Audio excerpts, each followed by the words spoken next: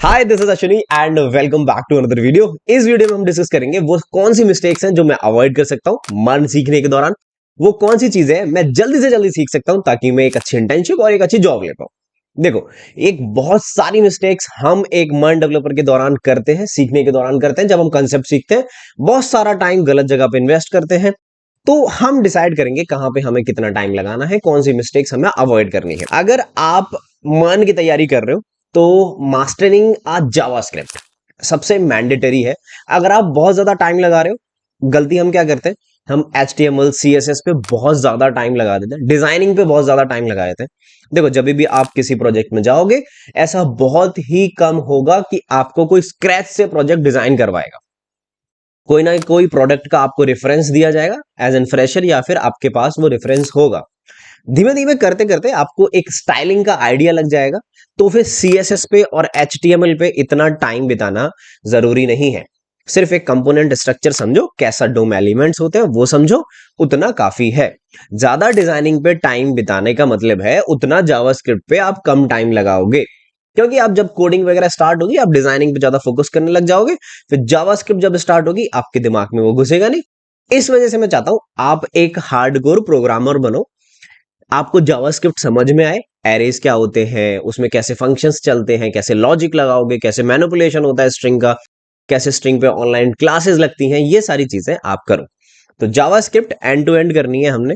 कैसे कि हमें सारी चीजें फंडामेंटल से लेके कैसे हम डोम एलिमेंट्स को मैनिपुलेट करेंगे, कैसे हम स्ट्रिंग को मैनिपुलेट करेंगे, कैसे रन टाइम पे CSS क्लासेस लगाएंगे, कैसे हम एरेज क्या होता है, मैप क्या होता है, ये सारी चीजें, कॉल बैक फंक्शंस क्या होते हैं, हम एक जावास्क्रिप्ट में बहुत बढ़िया से करेंगे। अब आपके पास चीजें आ जाती है। अब आप जावास्क्रिप्ट सीख गए, आप HTML सीख गए, आप CSS सीख गए। अब सर्वर चीजें कैसे करोगे, मतलब मैंने जावास्क्रिप्ट वाली पहली वीडियो में भी बताया था कि जावास्क्रिप्ट दो तरीके से चलती है। एक हमारी सर्वर साइड पे चलती है, क्लाइंट साइड पे चलती है। सर्वर साइड पे जावास्क्रिप्ट चलाने के लिए मुझे चाहिए Node.js। तो अब Node.js की बारी है। अब देखो, सर्वर चीजें आप बैकएंड बहुत सारे टेक्नोलॉजी से कर सकते हो। आप .NET से भी कर सकते हो, आप स्प्रिंग बूट से भी कर सकते हो, यानी कि जावा से। लेकिन अगर आप मर्न सीख रहे हो तो Node.js से करो। तो अब यहां पे बारी आती है कि मैं Node.js पढ़ूंगा।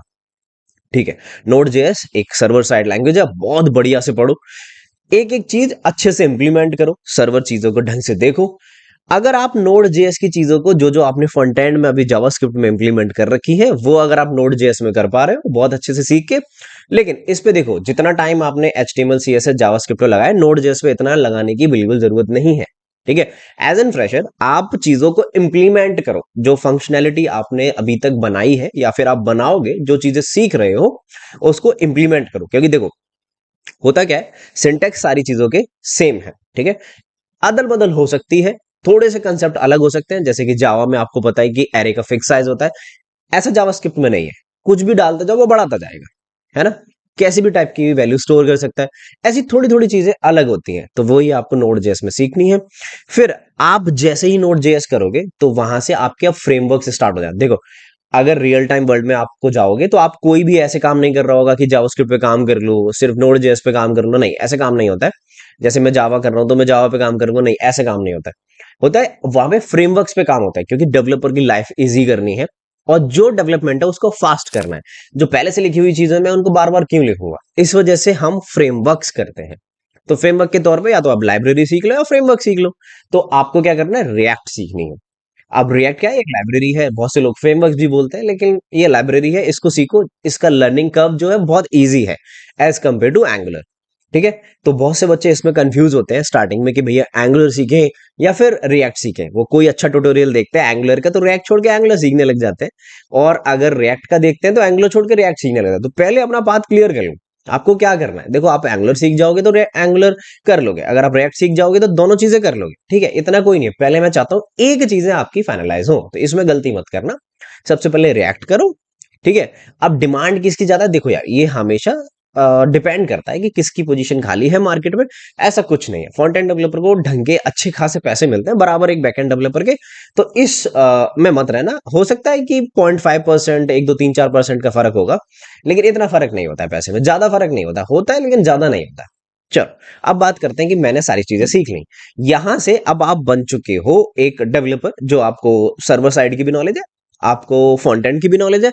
अब सिर्फ एक चीज बची, अब यहाँ पे जब डेटाबेस की बात आती है तो बच्चे कंफ्यूज होते हैं कि भैया मैं माई भी सीख लूं, है ना। बहुत से बच्चों को ये भी नहीं पता है, जैसे कि हमारा जावा का कोर्स चल रहा है तो वहां पे ये डाउट्स आते रहते हैं कि माई क्या है, एसक्यूएल क्या है।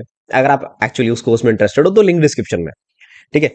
तो यहाँ पे बच्चे पूछते हैं कि माई क्या है, एसक्यूएल क्या है। तो देखो दोनों चीजें डिफरेंट है, लेकिन अगर आपको ये यहाँ पे कंफ्यूजन है कि माई सीखूं, मोंगो सीखूं या फिर ओरेकल सीखूं, नहीं। देखो सीधे अभी आपको सिर्फ दो डेटाबेस सीखने हैं। एक जो होता है हमारा रिलेशनल है, एक नॉन रिलेशनल है। तो मोंगो की जहां पे बात आती है, ये एक नॉन रिलेशनल डेटाबेस है, इसको सीखो, ठीक है। क्योंकि ये आपके काम आएगा, क्योंकि आप एक मॉडल डेवलपर बन रहे हो और आपको रिलेशनल डेटाबेस भी सीखना है। उसके साथ साथ आपको एसक्यूएल भी सीखनी पड़ेगी। ये क्वेरी लैंग्वेज है। तो आप आई होप ये क्लियर होगा कि माइस्क्यूएल और एसक्यूएल क्या है, राइट। तो ये आपको दो डीबी सीखने हैं। ऑरेकल और ये सब सीखने की जरूरत नहीं है। अगर आप माइस्क्यूएल और मोंगोडीबी सीख लोगे, आपका हर जगह काम हो जाएगा। आप ऑरेकल पे भी काम कर लोगे, ठीक है। आई होप ये सारी चीजें क्लियर है। अब बात आती है फुल स्टैक की। आपने सारी चीजें कर ली, फ्रंट एंड कर लिया, आपने बैक एंड कर लिया। इनिशियली मैंने कहा कि दोनों को अलग अलग सीखो, लेकिन अब बारी आती है इनको इंटीग्रेट करने की। अब देखो, आप different different tools and technologies try कर सकते हो। अगर आप चाहते हो नहीं, जो मैंने सीखा है, मैंने जावास्क्रिप्ट, नोड जेएस, मैंने ये सारी चीजें सीखी, रिएक्ट सीखा है, अब इन दोनों को एक अच्छा सा प्रोजेक्ट बना लो। मान लो कोई भी प्रोजेक्ट बना लो, ई कॉमर्स प्रोजेक्ट बना लो, एक कैलकुलेटर बना लो। मैं चाहता हूं जब आप जावास्क्रिप्ट सीखो तो छोटे छोटे प्रोजेक्ट से सीखो। कैसे कि कैलकुलेटर बना लिया, कि मैंने थीम्स ब्लैक एंड व्हाइट करने के लिए एक फंक्शनैलिटी बना ली। देखो ये है छोटी छोटी, लेकिन सारी फंक्शनैलिटी इंप्लीमेंट हो जाती है। तो ऐसे ही मैं चाहता हूं जब आप एक फुल स्टैक का प्रोजेक्ट बनाओगे तो एक बढ़िया सा प्रोजेक्ट बनाना जिसमें सारी चीजें इंटीग्रेट हो रही हो। आपकी नोड जेएस, आपकी जावास्क्रिप्ट, आपकी एचटीएमएल, आपकी सीएसएस, ये सारी चीजें बढ़िया से हो रही हो, ठीक है। अब बात आती है कि ये सारी चीजें तो होंगी मेरे फंडामेंटल्स, जो मेरे रिएक्ट जेएस और ये सारी चीजें हैं, ये मुझे एक मन डेवलपर बनाती है। लेकिन इससे सिर्फ मन डेवलपर नहीं बनोगे, आपको इसके साथ साथ कुछ अलग कंपोनेंट भी आने चाहिए, जो बहुत सारे बच्चे ये करते हैं कि उन्हें नहीं करते हैं। जैसे कंप्यूटर नेटवर्क। देखो ये आपको हमेशा से काम आएगा। तो जो आपके अगर इंजीनियरिंग के स्टूडेंट है, उनको पता होगा कि कंप्यूटर नेटवर्क क्या होता है। इसीलिए मैं चाहता हूं आप कंप्यूटर नेटवर्क के जितने भी कंसेप्ट है, कि आईपी क्या होती है, प्राइवेट आईपी क्या होती है, पब्लिक आईपी क्या होती है, सबनेट कैसे बनते हैं, ये सारी चीजें कर लो। क्योंकि देखो जब आप ऑफिस में काम करोगे, आपसे लोग कहेंगे इस वाली आईपी पे डिप्लॉय कर दो, तो आपके दिमाग में रहेगा ये 10 से क्यों स्टार्ट हो रही है, क्योंकि वो प्राइवेट आईपी यूज होती है, ठीक है। आपको लिनक्स के कंपोनेंट आने चाहिए, दूसरा, ठीक है। कंप्यूटर नेटवर्किंग लिनक्स, क्योंकि जब आप डिप्लॉयमेंट करोगे तो हो सकता है आपके यहाँ मैनुअली डिप्लॉयमेंट होती है, और मैनुअली डिप्लॉयमेंट के लिए आपको लिनक्स आनी चाहिए, वरना आपसे वो हो जाएगा, लेकिन इनिशियली बहुत सारी प्रॉब्लम होगी अगर आप एक सिस्टम से, लिनक्स बेस्ड सिस्टम से अगर वेरीफाई या फिर फैमिलियर नहीं होगे। तो आई होप मैंने आपकी यहाँ पे बहुत सारी हेल्प की होगी, थोड़ा सा गाइड किया होगा। अगर वीडियो अच्छी लगी तो सब्सक्राइब कर देना एंड लाइक कर देना, ठीक है।